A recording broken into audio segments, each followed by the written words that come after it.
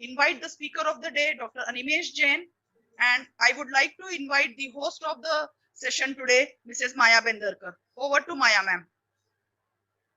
Thank you ma'am. ये है चमक मेरी निगाहों में, ये है चमक मेरी निगाहों में, ये बुलंदी है ख्यालों में। मैं पत्थर से भी टकराकर उसे रेजा रेजा कर दूंगी।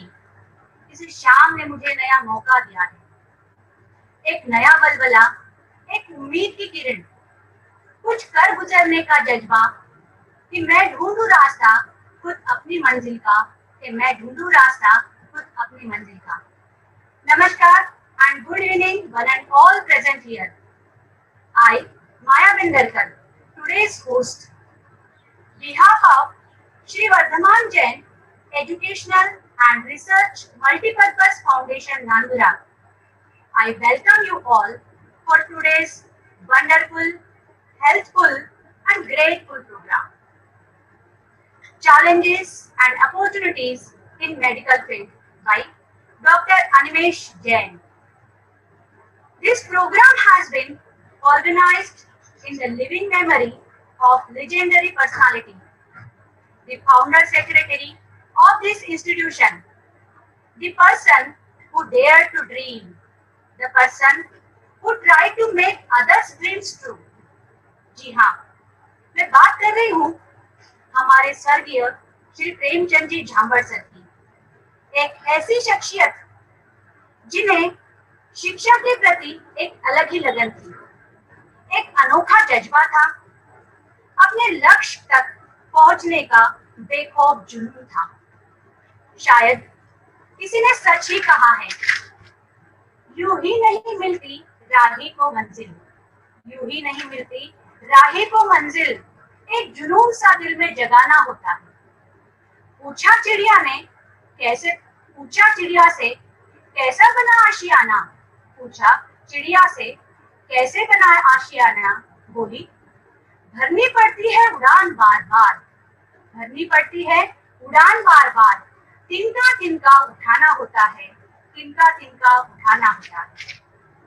असाच तिनका तिनका जोडत आधुनिक शिक्षणासोबत संस्कारांची जोड देऊन केवळ वैज्ञानिक दृष्ट्याच नव्हे तर संस्कारक्षम विद्यार्थी घडवण्यासाठी त्यांनी जीवाचं दान केलं। देशाच्या प्रत्येक कानाकोपऱ्यातून इथल्या विद्यार्थ्यांना पुढे नेणाऱ्या नवनवीन योजना त्यांनी आणल्या।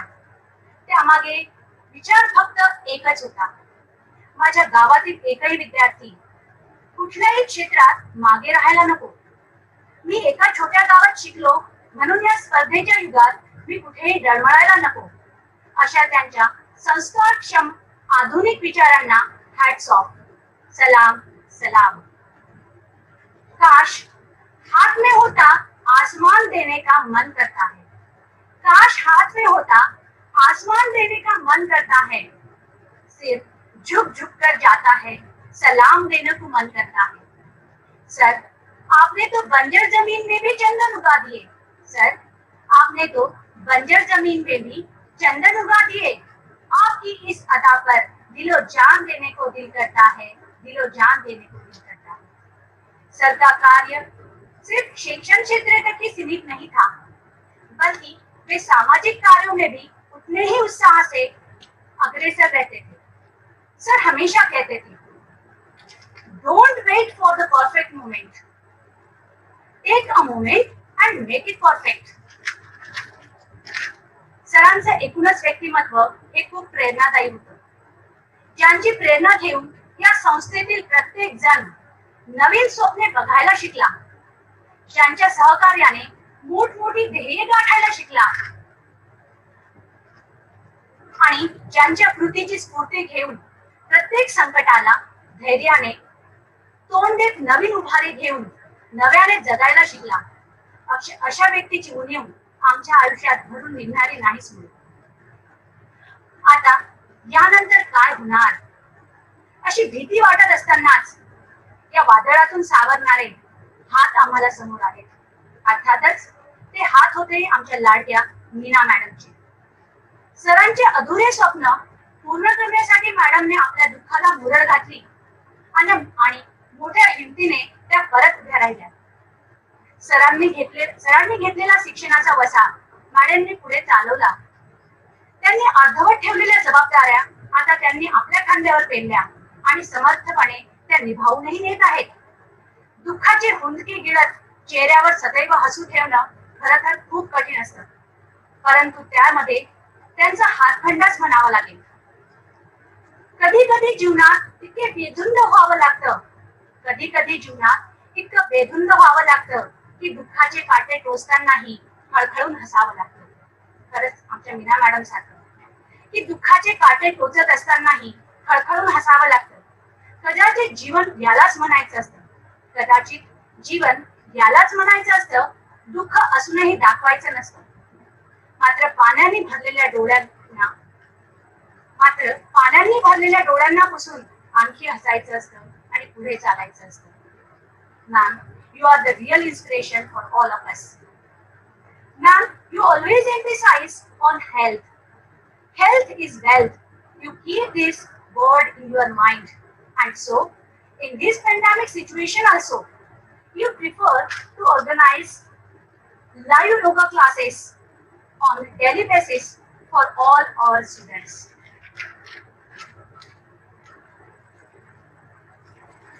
आज की इस परिस्थिति में अच्छे स्वास्थ्य की कीमत शायद हर एक को पता चल ही गई होगी.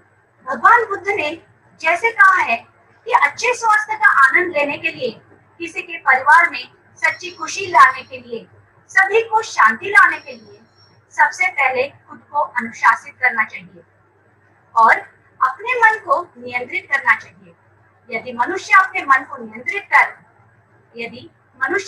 को नियंत्रित कर सकता है तो वह आत्मज्ञान का मार्ग खोज सकता है और सभी ज्ञान और गुण स्वाभाविक रूप से उसके पास आएंगे. कल की बुद्ध पूर्णिमा के पावन पर्व पर सभी को अच्छा स्वास्थ्य मिले, यही सद्भावना करते हुए सर्वप्रथम मैं सभी को हमारे संपूर्ण परिवार की तरफ से बुद्ध पूर्णिमा की शुभकामनाएं देती हूँ. Good health is a boon. This is the real jewel of life, which is the most precious possession of man. If a person loses his health, the world loses all its charm for him. We need to keep ourselves healthy and happy to deal with all the problems of life easily. It is said that the doctors are the incarnation of God. They have unique place in the world, in the society. Doctors who always put patients first and do their best to give help to their patients. A doctor is best fooled with the eye to see a trick weakness in mankind. He is the one who can give us hope when we are in doom. Corona की इस महामारी से जूझते हुए महीनों बीत गए. Corona ने हमसे हमारे प्रियजनों को ही नहीं बल्कि छीना, अपितु असीम दुख, यातनाएं, भविष्य की चिंताएं एवं भयपूर्ण परिस्थितियों में हमें डाल दिया है. आज हम सभी के सामने जो सबसे बड़ी समस्या है वह है बढ़ती नकारात्मकता. खासकर छात्रों में यह भय है कि उनका शैक्षणिक भविष्य क्या. तो मेरे प्यारे छात्रों एवं उनकी चिंता करने वाले उनके अभिभावकों, अब चिंता मुक्त हो जाइए. आशा की नई किरण एवं सकारात्मकता से परिपूर्ण और सबसे बड़ा गर्व की बात है कि हमारे झांबड़ विद्यालय के तन के आसमान का एक चमकता सितारा डॉक्टर अनिमेष उमेश जी जैन डॉक्टर के रूप में एक फरिश्ता बनकर आपके सामने प्रस्तुत है. Doctor Animesh Umesh ji Jain. Doctor, you have completed your schooling education till 10th from Srimati Tulsibai Ranglal Ji Jhambad Vidyaniketan Nandura.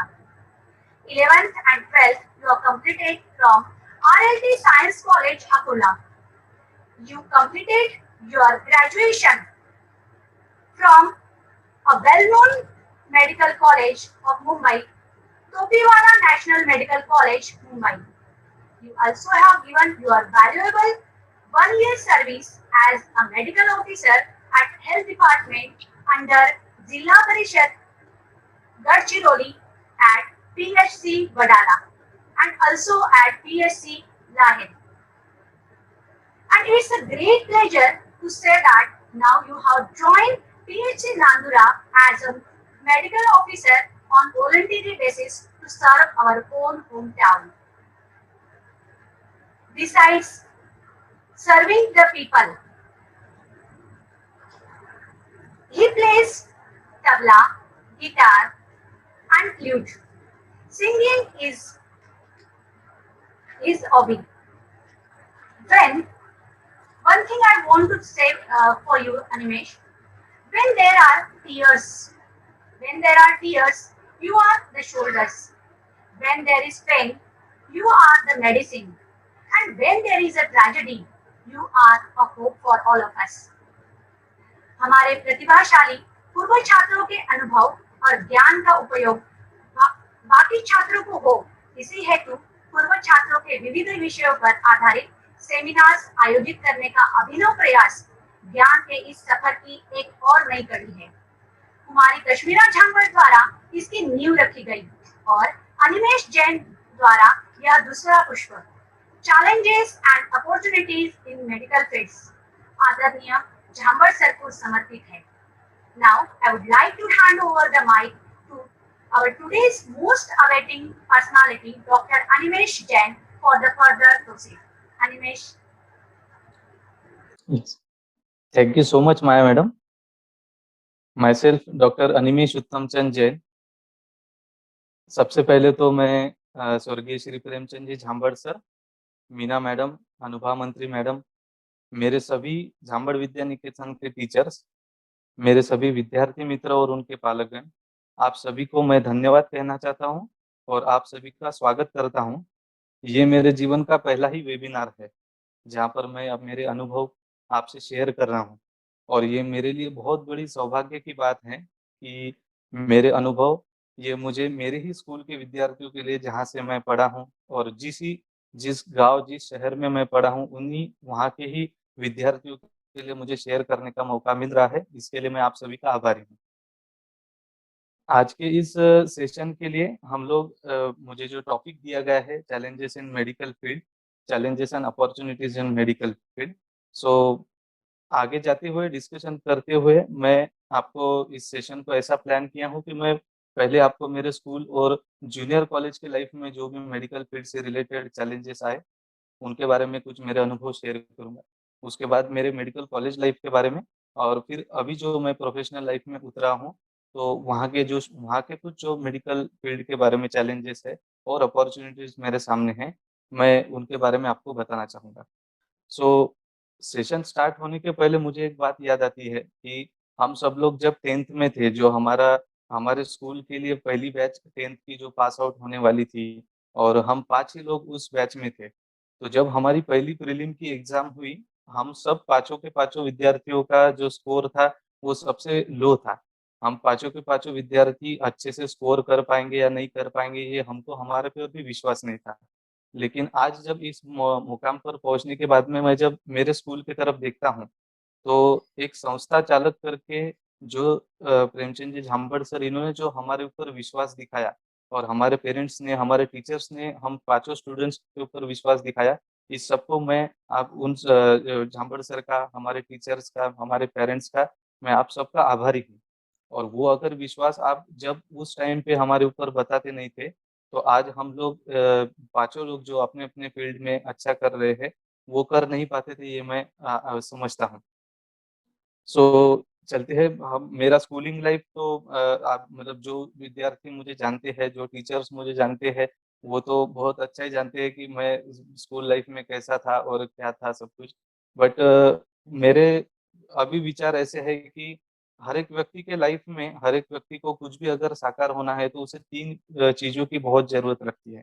उसमें से एक चीज़ की बेसिक्स, उस परिस्थिति में, उस सिचुएशन में, उस माहौल में जीने के लिए जो बेसिक चीज़ें आपके लिए लगती है, बेसिक नॉलेज आपके लिए लगता है, वो फिर एकेडमिक नॉलेज हो या नॉन एकेडमिक नॉलेज हो, वो आपको मिलने का सोर्स चाहिए। सेकंड चीज, आपको प्रॉपर गाइडेंस चाहिए, नॉट अ परफेक्ट गाइडेंस। मैं परफेक्ट गाइडेंस नहीं बोलूंगा क्योंकि परफेक्ट गाइडेंस अवेलेबल नहीं हो पाता, लेकिन प्रॉपर गाइडेंस आपको अगर मिल गया तो आप आपकी सफलता की ओर जा सकते हैं। और थर्ड और मोस्ट इम्पोर्टेंट चीज है कि ऑनेस्ट सेल्फ एफर्ट्स जो खुद की ओर से हमको देना चाहिए। सो हमारे 10th में भी ऐसी सिचुएशन थी, हमारे एफर्ट्स कहीं तो कमजोर हो रहे थे, लेकिन हमारे टीचर्स हमको गाइड कर रहे थे, पेरेंट्स भी गाइड कर रहे थे। 10th या 9th में हमारे स्कूल में स्टूडेंट्स एप्टीट्यूड टेस्ट करके हुई थी। तो स्टूडेंट एप्टीट्यूड टेस्ट में से हम एक स्टूडेंट के लाइफ में क्या-क्या रुझान हो सकते हैं, उसका एप्टीट्यूड कौन से सेक्टर में अच्छा है, उसके इमोशनल एप्टीट्यूड कैसा है, एकेडमिक एप्टीट्यूड कैसा है, तो ये सब चीज़ें उस एप्टीट्यूड टेस्ट में से हमको मिली। उस टेस्ट के दौरान हमारे टीचर्स और पेरेंट्स इन दोनों के मीटिंग बोलो या इन दोनों के सपोर्ट के वजह से आगे की जो दिशा है वो पक्की हुई। तो 18 मैं झुमर विद्या निकेतन में 7th स्टैंडर्ड से 10th स्टैंडर्ड तक के था। 7th से लेके 10th में जो भी नॉर्मल बेसिक्स रहते हैं हर सब्जेक्ट के, right from physics, right from politics, social sciences, science, maths, तो ये सब बेसिक्स आप कोई भी फील्ड में चले जाओ तो ये बेसिक्स आपको लगने ही लगने हैं। Either you go for engineering, either you go for medical field or for UPSC, MPSC or any damn thing you are going for, these basics has to be done nicely. So ये मेरा खुद का अनुभव था और उसके लिए मुझे जो टीचर्स मिले उस टाइम पे, मेरे मैथ्स के टीचर प्रतिभा मैडम, जोशी मैडम, उसके बाद में लैंग्वेज के टीचर हमारे झांबरे मैडम, सोशल साइंस के विकास गाड़े सर, साइंस के टीचर जयवार मैडम। तो सभी का मुझे मेरे लाइफ में बहुत अच्छा सपोर्ट रहा। उसके लिए मैं आप सबको इस ये मौका मिला है तो आप सबको थैंक्स बोलना चाहता हूँ। So after getting that basics strong, उसके बाद में मुझे मेडिकल फील्ड में क्या करना है, क्या मतलब डॉक्टर तो बनना है, लेकिन एग्जाम्स क्या रहती है, कहाँ से पढ़ेंगे, ये सब का जीरो नॉलेज था। जैसे 8, 9, 10th में हर एक बच्चे के मन में रहता है कि भाई 10th होने के बाद में अपने को छुट्टियाँ लगेंगी समर की, हम एंजॉय करेंगे। वैसा ही मेरे भी दिमाग में था, मेरे भी मन में चल रहा था। लेकिन लकीली मेरे फैमिली में मेरी बड़ी बहन डॉक्टर श्रुति जैन, वो अकोला में ओक सर के यहाँ पर क्लासेस कर रही थी। तो जब जाके पता चला कि भाई मेडिकल एंट्रेंस, मेडिकल कॉलेज में जाने के लिए एक एंट्रेंस रहता है और वो एंट्रेंस क्रॉस करने के लिए हमको कुछ क्लासेस करने रहते हैं, क्लासेस में ट्रेनिंग होने के लिए भी हमको एंट्रेंस देना होता है। सो ये सब नॉलेज मुझको पहले से नहीं था, ये सब गाइडेंस मेरी बहन और मेरे पेरेंट्स ने मुझको दिया। तो वो गाइडेंस और वो लेकर फिर हम सब लोग, मेरे बेसिक्स अच्छे होने की वजह से फर्स्ट अटेम्प्ट में मैं ओक सर का एंट्रेंस भी क्लियर कर पाया। एंट्रेंस क्लियर करने के बाद में मेडिकल एंट्रेंस जो थी, मेडिकल यूजी एंट्रेंस, उसके लिए हमको 3 सब्जेक्ट्स रहते थे, physics, chemistry and biology. Mathematics भी रहता है अगर कोई इंजीनियरिंग फील्ड के लिए जा रहे थे, या फिर मेडिकल फील्ड वाले भी इंजीनियरिंग मतलब वो दोनों जनरल ग्रुप रख सकते हैं। तो मेरा भी ऐसे ही जनरल ग्रुप था। और फर्स्ट अटेम्प्ट में मतलब 11th-12th के बाद में जो फर्स्ट अटेम्प्ट हमको यूजी एंट्रेंस का देना होता है, उसमें मैं कुछ 450 मार्क्स लेके पास आउट हुआ था। बट आई वाज़ मेरा रैंक उतना अच्छा ना होने की वजह से मेरा फर्स्ट अटेम्प्ट में नंबर नहीं लग पाया। सेकंड अटेम्प्ट में रिपीट में फिर मैं जब शुरू किया तो मेरे को मतलब मुझको मेरे खुद के एटीट्यूड में का एक अच्छा पॉइंट समझ में आया कि ऑनेस्ट सेल्फ क्वेश्चनिंग, कि जो भी कुछ हो रहा है हमारे लाइफ में, मार्क्स कम मिल रहे हैं, अच्छे मिल रहे हैं, खराब मिल रहा है, जो भी कुछ हो रहा है वो क्यों हो रहा और उसके क्या-क्या कारण हैं और उसपे अब सॉल्यूशंस क्या है? ये चीज़ ढूँढ के निकालने का जो एक एनालिसिस रहता है, ये चीज़ मेरे अंदर की मुझको वहाँ पर मिली। तो उसका ऑब्वियसली सपोर्ट मुझको ओक सर से था ही। सो वो ऑनेस्ट सेल्फ क्वेश्चनिंग होने के बाद में जब मैं रियलाइज़ किया, तो जो 2 साल में मैं पढ़ाई कर रहा था that was not smart work. कई बार हम हार्ड वर्क सुनते हैं यूट्यूब्स पे या फिर हमारे पेरेंट्स से या फिर बहुत से मेरे जैसे कुछ जो आपको गाइड करने आते हैं उनसे हार्ड वर्क बहुत हम सुनते हैं, स्पेशली स्टूडेंट्स लोग। लेकिन सिर्फ हार्ड वर्क से एंट्रेंस एग्ज़ाम या फिर कोई भी एग्ज़ाम क्लियर नहीं होती। तो उसके लिए हमको स्मार्ट वर्क करना होता है। तो स्मार्ट वर्क मतलब ऐसा कि मत मेरे को जो अभी 11th-12th में जूनियर कॉलेज लाइफ में जो चैलेंजेस आए, वो सबसे बड़ा चैलेंज था मेरे लिए यूजी का एंट्रेंस, नीट यूजी का एंट्रेंस। और हमारे मतलब मेरे बैच के टाइम पे NEET UG entrance was the first batch of NEET UG entrance, क्योंकि उसके पहले स्टेट बोर्ड का एमएसटी सीईटी का एग्जाम होता था। तो उसके लिए लकीली कॉलेज के स्कूल लाइफ के अंदर जो एनसीईआरटी के बुक्स का बेसिक्स हमको मिल गया था, उसकी वजह से एनसीईआरटी के बुक से रेफर करके उनके ऊपर गौर करके स्टडी करके एंट्रेंस क्लियर करना थोड़ा-सा ईज़ी हो गया था। सो अगर 8, 9, 10 के बेसिक्स अगर हमारे क्लियर है, तो हम एंट्रेंस ईज़िली क्लियर कर सकते हैं। और एंट्रेंस क्लियर करना बोले तो मतलब राइट अलोंग विथ स्टडीज़ हम लोग को बाकी चीज़ें भी देखना होती है, जैसा कि अगर अभी एंट्रेंसेस में जैसा नेगेटिव मार्किंग हो रही है, तो नेगेटिव मार्किंग हो रही तो नेगेटिव मेरे रॉन्ग क्वेश्चंस मैं कैसे कम करूँ?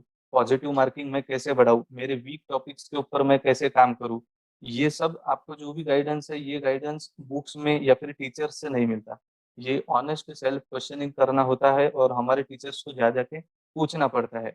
हमारी जो भी क्यूरियोसिटी रहती है वो जाके हमको क्वेश्चन सॉल्व आउट करने पड़ते हैं, जब जाके हमको उसका आंसर सॉल्यूशन मिलता है कि हाँ, इस चीज़ को हम ऐसे तरीके से क्रैक कर सकते हैं। देन देयरआफ्टर 2014 में मेरा एग्ज़ाम क्लियर हुआ। एग्ज़ाम क्लियर होने के बाद में अब जैसे ही फैमिली वगैरह सब में होता है कि नहीं मेडिकल अब तो मेडिकल कॉलेज में जाएगा और मैं डॉक्टर बन के निकलेगा 5 साल बाद में ऐसा-वैसा तो वो लाइट फीलिंग आ जाती है मन के अंदर। बट हम जैसे ही मेडिकल कॉलेज लाइफ़ में एंटर होते हैं, तो वहाँ पर बहुत अलग-अलग चैलेंजेस होते हैं। अब जैसे कि हॉस्टल लाइफ़ में जाएँगे तो रैगिंग वगैरह का एक चैलेंजेस रहता है। अब उसको चैलेंजेस एज़ अ चैलेंज देखो या एज़ अ पनिशमेंट देखो या एज़ अ कुछ उसको नेगेटिवली देखो वो अपना-अपना रहेगा। लेकिन मैं रैगिंग को बहुत पॉज़िटिवली लेता था। और पॉज़िटिव इफ़ेक्ट भी मुझको बाद में प्रोफ़ेशनल लाइफ़ में उसका पता चला। हालाँकि अब तो कॉलेज लाइफ़ में किसी के यहाँ पर कोई भी कॉलेज में ज़्यादा रैगिंग वग़ैरह ऐसा कुछ होता नहीं है।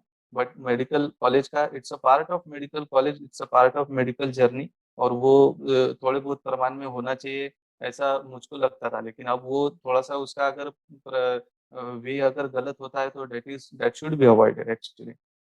फिर मेडिकल कॉलेज में 4 साढ़े 4 साल हमारी स्टडीज़ तो आप सबको पता ही होगा कि मेडिकल कॉलेज की studies it's not a joke to study so hard. But मोटी-मोटी किताबें, postings, clinical postings, college life मतलब एकेडमिक कॉलेज, ये सब करके थोड़ा-सा स्टडी करना पॉसिबल तो होता नहीं था और पॉसिबल करना ही पड़ता था, उसके लिए कोई दूसरा इलाज नहीं था। एग्ज़ाम्स और ये सब कॉलेज की बातें होने के बाद में सोशल लाइफ़ में भी हमको इन्वॉल्व रहना पड़ता था, तो ट्रिप्स जाना, कुछ थोड़ा-सा बाहर घूमने को जाना, ये सब चीज़ें भी अपॉर्च्युनिटीज़ कम मिलती थी। बट ओवरऑल जब हम पूरे मेडिकल कॉलेज के लाइफ़ को मैं देखता हूँ, तो it was a ट्रेमेंडस hard work, it was dedicated hard work rather than ट्रेमेंडस। So studies रहती थी, क्लिनिकल पोस्टिंग्स रहती थी, पोस्टिंग के साथ-साथ में हमारा इमोशनल एटीट्यूड भी बहुत ज़्यादा टेस्ट होता था। अब मेडिकल कॉलेज मुंबई में रहने के बाद में बहुत से पेशेंट्स यूपी, बिहार से, बहुत से हमारे महाराष्ट्र के स्लम से पेशेंट आते थे। तो पेशेंट आने के बाद में वो हमसे बीइंग अ डॉक्टर वो हमसे एक्सपेक्ट करते थे कि नहीं आप हमको ऐसा कीजिए, वैसा कीजिए। इतने बड़े मेडिकल कॉलेज में कौन-सी चीज़ कहाँ पर है ये नहीं समझता था लोगों को। So everyone was expecting from us और उस दौरान हमको पता चलता है, वो मैच्योरिटी बढ़ती है कि मेडिकल डॉक्टर या फिर एक डॉक्टर के सिर के ऊपर क्या एक रिस्पॉन्सिबिलिटी रहती है। So everyone looks you with a hope with एक आशा से हमारे तरफ देखते हैं एक मेडिकल डॉक्टर की तरफ। तो ये चीज़ वहाँ पर से मैच्योरिटी हमारी इंक्रीज़ होते-होते जाती है। देन इंटर्नशिप में और भी हमको क्लिनिकल एक्सपोज़र जाता आता है। क्लिनिकल एक्सपीरियंस बोलने से अच्छा कि वो एक ट्रेनिंग पीरियड होता है, तो उस टाइम पे हमको रिस्पॉन्सिबिलिटीज़ कम रहती है लेकिन ट्रेनिंग ज़्यादा होती है। तो ट्रेनिंग के दौरान भी हमको कोई प्रैक्टिकली ऐसा सिखाता तो नहीं है। जैसे अभी स्कूल के अंदर एखादे टीचर हमको आके सिखा सकते हैं कि नहीं बेटा तेरे में ये कम है, तू ये ज़्यादा पढ़ या फिर ये ऐसा कर। लेकिन कॉलेज लाइफ़ में कोई भी कॉलेज लाइफ़ में ऐसा नहीं होता है। तो वहाँ पर हमको ही खुद से एफर्ट लेना होते हैं एंड हमको ही खुद से जो भी है, जो भी स्किल सीखनी है वो सीखना होता है। फिर उसके बाद में प्रोफ़ेशनल लाइफ़ शुरू हुई। प्रोफ़ेशनल लाइफ़ में मैं 1 साल जैसे मैडम ने डिस्क्रिप्शन में बताया 1 साल गढ़चिरौली में एमओशिप किया। गढ़चिरौली एक ट्राइबल बेल्ट होने की वज़ह से वहाँ का एक्सपीरियंस मुझको लेना था, करके मैं मेरा 1 साल का जो गवर्नमेंट रूरल सर्विस का बॉन्ड रहता है, वो वहाँ पर चॉइस किया। गढ़चिरौली के अंदर मुझे एमओशिप करते हुए बहुत से अनुभव आए कि एक मेडिकल ऑफिसर पीएचसी का रहने के बाद में क्या रिस्पॉन्सिबिलिटी रहती है। मेरे अंडर 46 विलेजेस है, 46 विलेजेस के साथ में मेरे अंडर 14 सब सेंटर्स है। सब सेंटर्स के साथ में वहाँ के स्टाफ मेरे अंडर काम कर रहे हैं और everyone looks at me with a responsible person. तो जो एक मैच्योरिटी वो हल्की-हल्की अपने आप डेवलप होती है। उसके साथ में अपना मेडिकल नॉलेज बहुत ज़्यादा टेस्ट होता है। कॉलेज में इंटर्नशिप में रहते टाइम पे हमको इतना रियलाइज़ नहीं होता कि हाँ, हम पढ़ लेंगे, कर लेंगे, ऐसा-वैसा सब चलते रहते हैं। But when we enter into the professional practice it's a real challenge for us.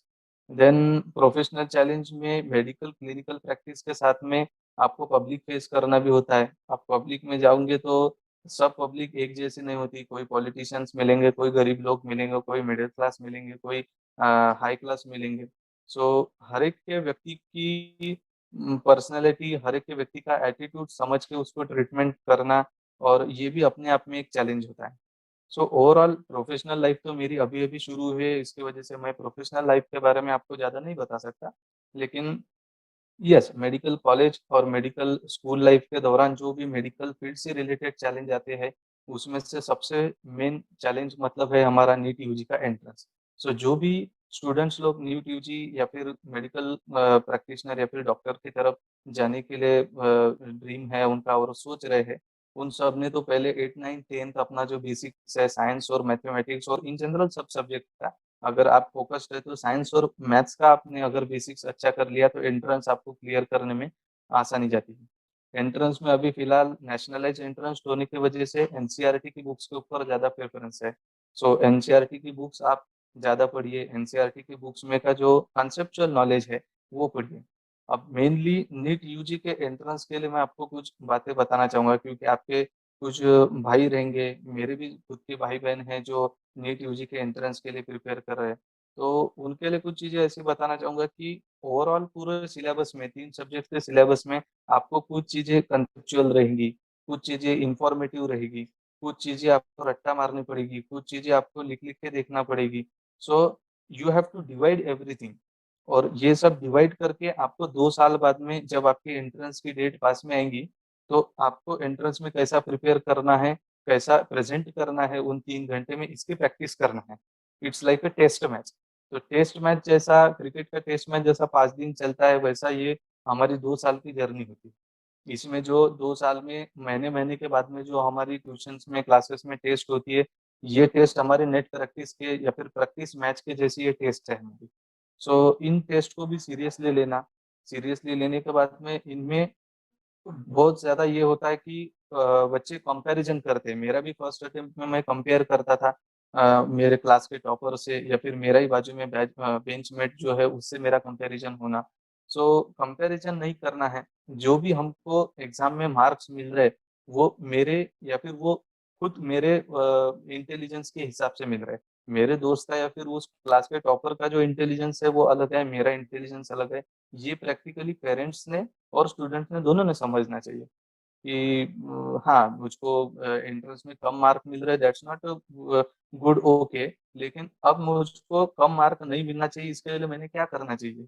Entrance जो भी मैं मेजर टेस्ट या फिर जो भी मेरी वीकली, मंथली टेस्ट मैं दे रहा हूँ, उसके अंदर मेरे नेगेटिव मार्किंग ज़्यादा हो रही क्या? या फिर वो उन तीनों सब्जेक्ट्स में लेके कौन-सा जो ऐसा टॉपिक है जो मुझको वीक हो रहा है, तो उसके ऊपर आप ज़्यादा फोकस कीजिए। मेरे 11th-12th के जर्नी के अंदर एक फ़ोक सर का जो फंडा था उसमें नो स्पून फीडिंग। सर हमारे को स्पून फीडिंग करते ही नहीं थे। मतलब कि स्पून फीडिंग मतलब ऐसा कि क्वेश्चन स्टूडेंट आया, स्टूडेंट हमको क्वेश्चन पूछने के लिए जा रहा है सर के पास में, तो सर एक लिमिट तक के उसको समझाते थे, उसके बाद में उसका आंसर खुद ने निकाल के लाना था। ऐसा वो सर का हमारे को ट्रीटमेंट रहता था। तो that was a very positive and good thing of teaching कि उसके वजह से हमारे अंदर क्या-क्या अच्छा है, हमारे अंदर क्या-क्या करने की क्षमता है, ये हमको वहाँ से पता चली। सो तो बेसिकली ये चीज़ और हमको खुद को क्वेश्चन पूछने की चाह रहनी चाहिए, वो क्यूरियोसिटी रहनी चाहिए। अगर आप कुछ ड्रीम देख के पढ़ाई कर रहे हो नीट यूजी का, मैं भी अभी मेरे पोस्ट ग्रेजुएशन की एंट्रेंस का एक प्रिपरेशन कर रहा हूँ। तो प्रिपरेशन करते टाइम मुझको भी डाउट्स आते हैं, तो I asked to my father, I asked to my colleagues in PHC Nandura. So वो पूछना चाहिए, वो क्यूरियोसिटी अगर आप में रहेंगी तो your knowledge will be expanded, you will be presentable among the persons. So exam में भी आप फिर उस हिसाब से प्रेजेंटेबल रहोगे। अगर आपका ड्रीम कर आपका पाना भी है, लेकिन आप सोचेंगे कि मैं 10 घंटे पढ़ाई कर लूँगा और ड्रीम हो जाएगा कंप्लीट, ऐसा बिल्कुल भी नहीं होता। तो जो लोग अभी 10th में है या फिर अभी 11th में 12th में है, प्रिपेयर कर रहे हैं, उन लोगों को ये बहुत ज़रूरी है सोचना कि हमको 11th-12th में अब प्रिपेयर कैसा करना है। अगर ये नॉलेज आपको अभी आप ये चीज़ें समझ पाते हैं, तो मेरे जैसा आपको 1 साल रिपीट नहीं करना पड़ेगा, आप फर्स्ट अटेम्प्ट में इज़िली ये एंट्रेंस क्लियर कर सकते हैं। सो ये हो गया 11th-12th जूनियर कॉलेज लाइफ का। मेडिकल मेडिकल कॉलेज में बहुत से एग्ज़ाम्स होते हैं, ऐसे चैलेंजेस एग्ज़ाम्स के ही मेन बोले तो चैलेंजेस होते हैं, स्टडीज़ के चैलेंजेस होते हैं, इमोशनल डिस्ट्रैक्शंस के चैलेंजेस आते हैं, यंग एज के बहुत से डिस्ट्रैक्शंस होते हैं। मैं तो बॉम्बे जैसे कॉलेज में था, तो वहाँ पर डिस्ट्रैक्शंस बहुत आए। कॉलेज के जो सीनियर्स होते हैं, उनके बैड हैबिट्स से डिस्ट्रैक्शंस आते हैं। लेकिन इस समय पे सबसे बचा के रखने वाली चीज़ हमको रहती है, वो हमारे पेरेंट्स के संस्कार। तो वो संस्कार अगर अपने अच्छे रहे, टीचर का गाइडेंस अपने को अच्छा रहा, तो वो बैड हैबिट्स में हम लोग नहीं पड़ते। सो और पढ़े भी तो हम we get on back on the track. So हम वापिस हमारे लक्ष्य की ओर आ जाते हैं, that is a good thing. So कुछ चैलेंजेस ऐसे आते हैं। उसके बाद में एग्ज़ाम्स का चैलेंजेस रहते हैं, प्रैक्टिकल एग्ज़ाम्स, वाइवा एग्ज़ाम्स अलग से रहती है, थियरी एग्ज़ाम्स अलग होती है, मोटी-मोटी किताबें पढ़नी होती है। सो अब जो लोग बच्चों को लग रहा होगा कि नहीं-नहीं अब मेडिकल में आपको ऐसा लग रहा होगा कि नहीं-नहीं भैया तो डरा रहे हमको ऐसा-वैसा, तो डरा नहीं रहा हूँ, लेकिन ये आपको बहुत से लोगों को इसके वजह से एक नेगेटिविज़्म आ जाता है कि नहीं-नहीं मेडिकल कॉलेज में हमको बहुत पढ़ना होता है और बहुत सी एग्ज़ाम और ऐसा-वैसा, लेकिन ऐसा कुछ नहीं रहता। एक स्टडीज़ है, तो स्टडीज़ को ईज़ी वे से कैसा करना चाहिए इसकी ट्रिक भी है। तो वो ट्रिक भी आपको सीनियर्स के द्वारा वहाँ पर मिलती है। मैं भी जब गया था तो मैं भी जैसा 11th-12th में लाइन टू लाइन हम पढ़ते हैं, वैसा मैं मेडिकल कॉलेजेस की बुक पढ़ता था। जिसकी वजह से मुझको एक चैप्टर जो 40-50 पेज का रहता था, उसको पढ़ने में मुझको 1 डेढ़-डेढ़ महीना लग जाता था। और मेरे वही कुछ सीनियर्स 1 महीने के 1 महीने के टाइम पीरियड में 2-2 सब्जेक्ट्स कंप्लीट करते थे। सो वो ट्रिक मैंने वहाँ से सीखा। वहाँ पर भी हॉनेस्ट सेल्फ क्वेश्चनिंग और हॉनेस्ट क्यूरियोसिटी मुझे काम में आई। तो वो पूछ के मुझे वो ट्रिक पता चली। वो ट्रिक पता चल के कर चली, तो फाइनल ईयर की एग्ज़ाम क्लियर मैं कर पाया। फाइनल ईयर की एग्ज़ाम थोड़ी-सी टफ होती है मेडिकल कॉलेज के एकेडमिक्स के दौरान। सो वो एग्ज़ाम भी क्लियर हो गई। उसके बाद में अब उसके बाद में इंटर्नशिप का पीरियड आता है, जबकि अब इंटर्नशिप का पीरियड ऐसा है कि मेडिकल कॉलेज के एकेडमिक में हम थियरी बहुत पढ़ लेते हैं, लेकिन प्रैक्टिकल एप्लीकेशन हमारा एक्सपीरियंस ज़ीरो रहता है। तो इंटर्नशिप के दौरान भी मुझको मेरा honest self questioning and honest curiosity ये बहुत ज़्यादा काम में है। और मेरा सौभाग्य है कि मुझको गाइडेंस और मुझको रेसिडेंट डॉक्टर्स भी ऐसे मिले कि जो मुझको पॉजिटिवली गाइड करते गए। सो इंटर्नशिप के दौरान जो नॉर्मल इंटर्नशिप में हमारे यहाँ पर स्किल्स सीखने को नहीं मिलती थी कॉलेज में, वो स्किल्स मुझको सीखने को मिली। उसमें ऑब्वियसली मैंने एक्स्ट्रा एफर्ट्स भी लिए मेरे, और उसी के दौरान उसी के वजह से मेरा क्लिनिकल प्रैक्टिस का कॉन्फिडेंस बढ़ा और मैं गढ़चिरौली में एमओशिप करने के लिए गया। सो ये सब चैलेंजेस ओवरऑल हर एक स्टूडेंट के लाइफ में आएँगे, हाँ?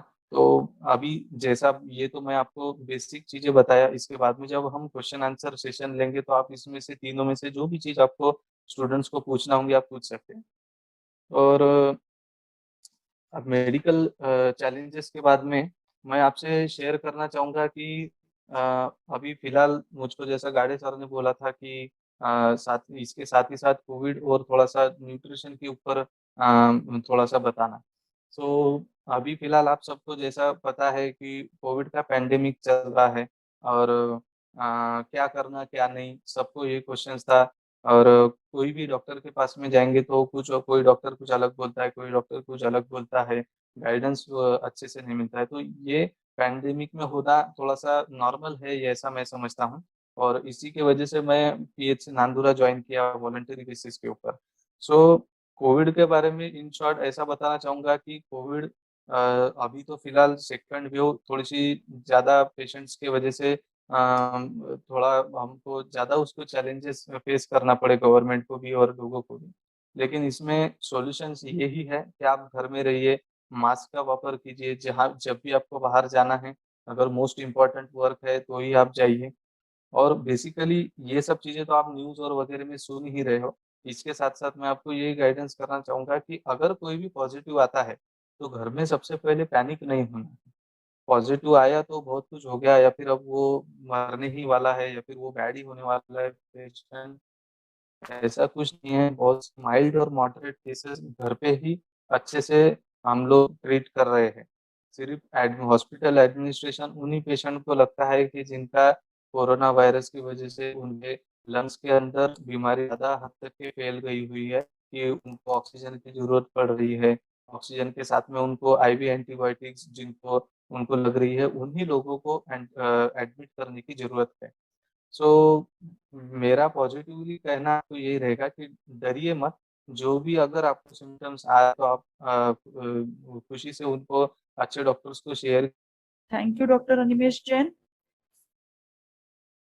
It was really good listening to you, understanding all the various hurdles you had gone through and the social service you are doing for our hometown, Nandura. Thank you, Animesh. Yes, ma'am. I would like to invite Maya ma'am. Thank you ma'am. Animesh, आपने जो हमारे बच्चों के लिए इतना अच्छा guide किया, जीवन में आने वाली उनकी कठिनाइयाँ, उसको कैसे फेस करना है, हर चीज को पॉजिटिवली कैसे देखना है और हर खतरे को या बोलेंगे जो भी उसको बहुत अच्छा गाइड किया तुमने। All the students, if you have any questions, any queries, you can ask. If any query, please raise your hands.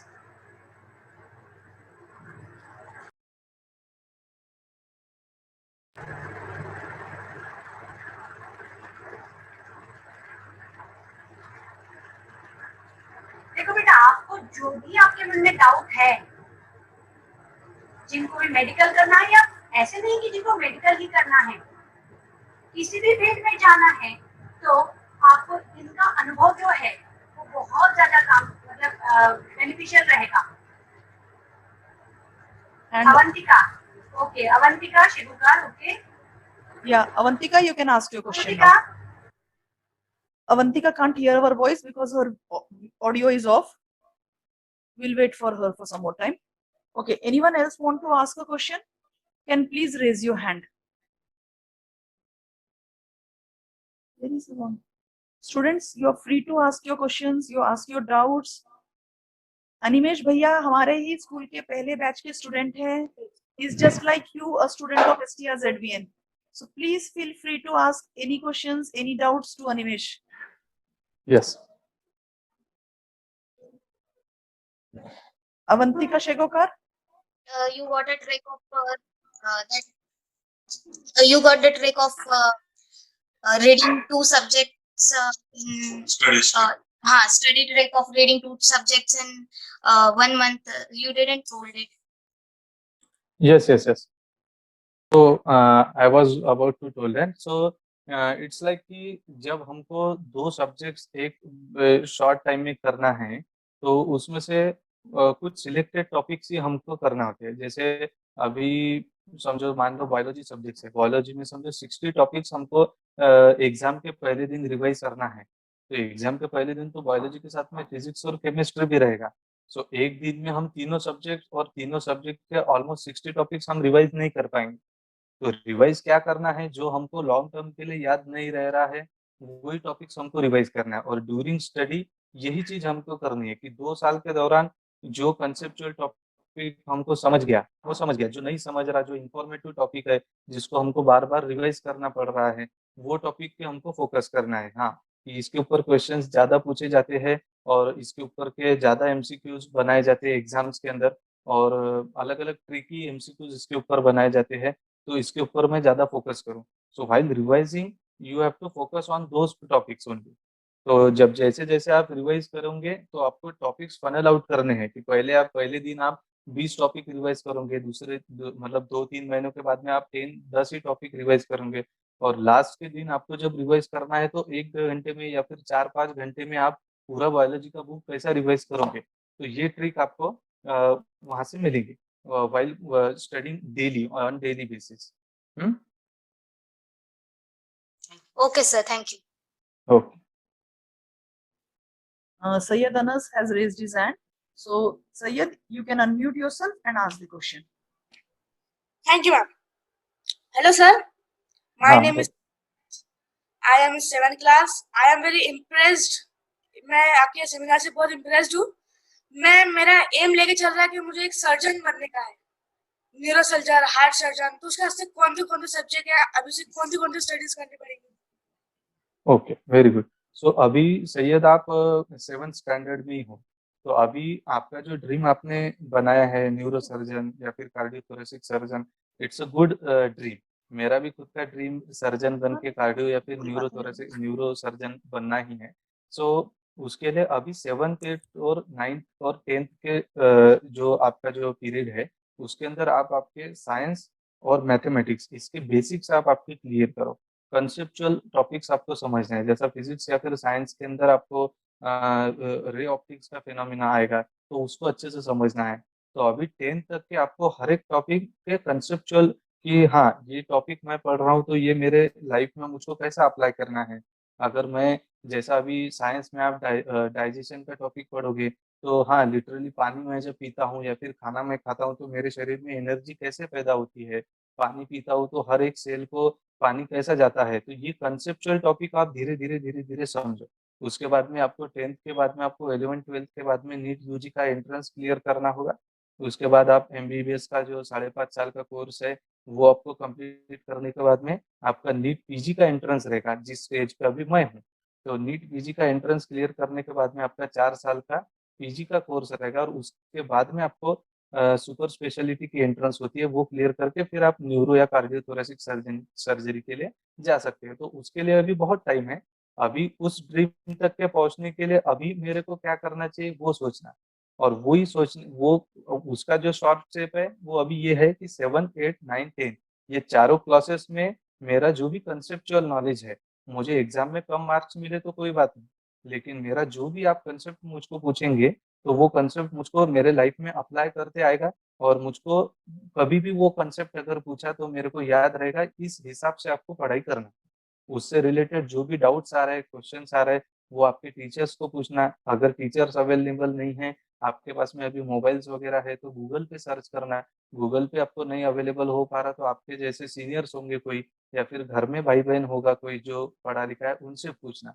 सो यहाँ से आप जब आपका क्वेश्चनिंग करोगे, क्यूरियोसिटी बढ़ाओगे, तो धीरे-धीरे एक स्टेप बाय स्टेप आप आपके ड्रीम की तरफ पहुँच पाओगे। हुँ?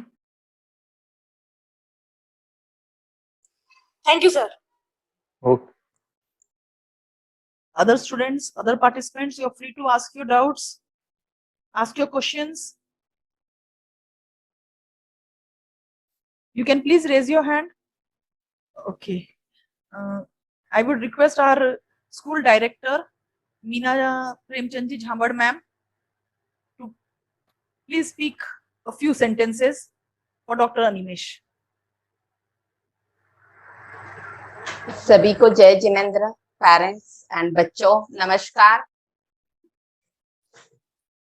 आज अगर झांबड़ सर होते और देखते कि मेरे जो बच्चे जो एक सपना लेकर झांबड़ सर चले थे कि यहाँ से निकला हुआ बच्चा, मेरे स्कूल से पढ़ा हुआ बच्चा या नांदूरा से जो बाहर जाएगा पढ़ने के लिए, उन बच्चों का भविष्य इतना उज्जवल होगा, ये सब देखकर आज निश्चित ही वो जहाँ भी है वहां खुश हो ही रहे होंगे। और मुझे बड़ा गर्व हो रहा है अनिमेश आपको भी देखकर कि मेरा एक स्टूडेंट, मेरे गांव का एक बच्चा, मेरे अपने परिवार का एक बच्चा आज इतने अच्छे लेवल पर अपना काम कर रहा था। मेरी पापा से बात होती थी, पेंडेमिक में आपने बेटा बहुत अच्छा अपना सहयोग दिया। ये जो चीज है, देखो पढ़ाई तो हर कोई कर लेगा, लेकिन एक जो ऑनेस्ट पर्सन, एक जो सामाजिक उत्तरदायित्व को समझ के जब ऐसे बच्चे अगर सामने आएंगे तो मैं जरूर मानती हूँ कि अपने देश का भविष्य उज्जवल है। और उसके लिए मुझे बहुत ज्यादा प्राउड हो रहा बेटा आप पर। ये तो प्राउड की बात है ही कि आज मेरे स्कूल से पढ़ा हुआ बच्चा, ऐसे बहुत से बच्चे हैं लेकिन जो सामाजिक दायित्व समझकर अपना जो एक ह्यूमन बीइंग, अच्छे ह्यूमन बीइंग बनने की राह पर जो चल रहे हैं, उन बच्चों के लिए मेरा सैल्यूट है। और आगे भी उनको बेस्ट विशेष दूंगी कि वो ऐसी ही भावनाओं के साथ में और अपना भविष्य उज्जवल करें। साथ साथ में हम अपने समाज के लिए, अपने गांव के लिए हम क्या कर सकते हैं, इस सोच को रखते हुए हर चीज को करें। और उस चीज को ही मद्देनजर रखते हुए स्कूल ने ये डिसाइड किया कि हम एल्यूमिनी टॉक रखेंगे। इसका रीजन भी ये है कि जो आज का हमारा भविष्य है, आज की हमारी जो पीढ़ी है, जो ये देखती है कि नहीं यहाँ से निकला हुआ बच्चा भी बहुत कुछ कर रहे हैं, तो उनका अपना एक मॉरल, उनका एक अपना स्पिरिट, उनका एक अपना मोटिवेशन एक हाई लेवल हो जाएगा। और मुझे निश्चित ही विश्वास है कि ये सेकंड एलिमिनेट टॉक के बाद में मेरे बच्चों के अंदर, आज मुझे बड़ा अच्छा लगा सेकंड क्वेश्चन जब पूछा गया कि आज बच्चों के अंदर है, हमारे पास ऐसे होनहार बच्चे हैं लेकिन उनको बस एक स्टेज की जरूरत है, और जो हमेशा अपना स्कूल देता आ रहा है।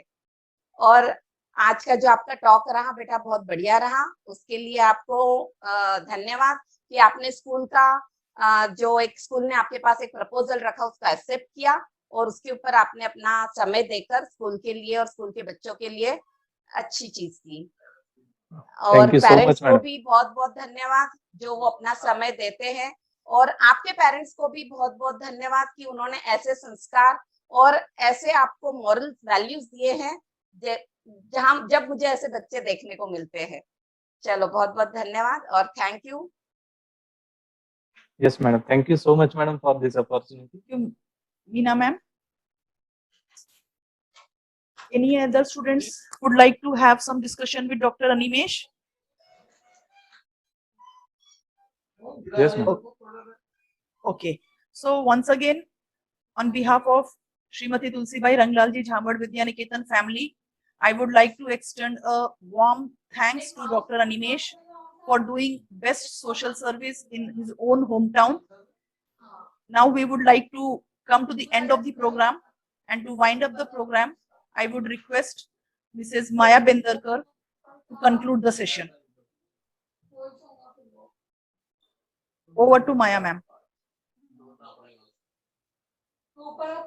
सच में डॉक्टर अनिमेश आपने इतना अच्छा हमारे बच्चों को मार्गदर्शन किया कि इससे हमारे बच्चे आगे जाने की प्रेरणा आपसे जरूर लेंगे। उनके मन में एक नई उम्मीद जागेगी कि हाँ हम भी कुछ करेंगे, हम भी कुछ कर सकते हैं और आगे जाने की हमेशा वो कोशिश करेंगे। Thank you for working your belts during this pandemic. I appreciate that you are risking your health to care for our community. We are staying home to do our part, but I wish you the rest and quiet from this talk. Thank you very much, Dr. Animesh, for enlightening our students and parents with your valuable, informative speech. I would like to express my special thanks to our school director, Marvelous Meena ma'am, for arranging such types of educational and motivational seminars to encourage our students. I extend my gratitude to our admirable principal, Mrs. Anva ma'am, for her strong support to arrange this informative webinar. I also like to give special thanks to all the students as well as the parents for listening this patiently.